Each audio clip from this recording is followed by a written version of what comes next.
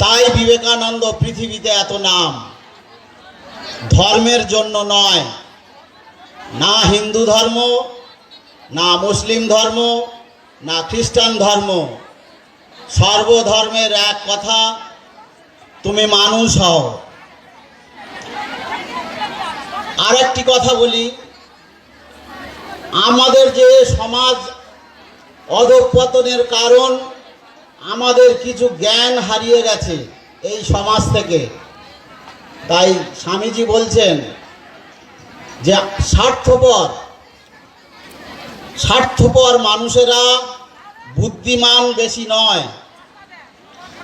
আমার দাও আমার দাও আমার দাও যদি করে, তারা সত্যিই যদি স্বার্থপর হয়ে থাকে, তাহলে তার লাভ তো বেশি হবে। তো তার স্বার্থের জন্যে সে বেশি লাভের পথ অবলম্বন করুক। সেই বেশি লাভের পথ হচ্ছে আমি নয় সবাই, আমি নয় সবাই, সবার বিপদে সবাই। তো সবাই স্বার্থপর, তুই এত ধ্যানে নিমগ্ন নিজের শান্তির জন্যে, নিজের সুখের জন্য। জগতের অসহায় মানুষ, তাদের বটগাছের ছায়া হবি তুই।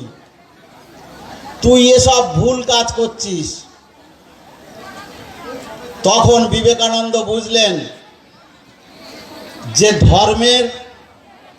সমস্ত ধর্মের ঊর্ধ্বে গিয়ে ধর্ম প্রাথমিকভাবে মানুষকে শেখায়, সেখান থেকে জ্ঞান অর্জন করে ধর্মের ঊর্ধ্বে চলে গিয়ে জগৎ সেবাই হলো আধ্যাত্মিক কাজ। সেই চূড়ান্ত অধ্যায় বিবেকানন্দকে দিলেন।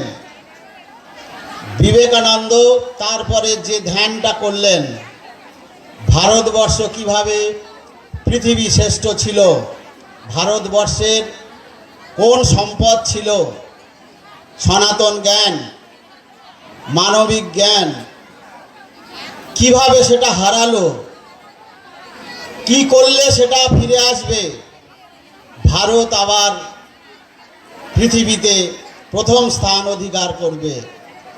এই ছিল বিবেকানন্দের শেষ সাধনা। পার্ট 3।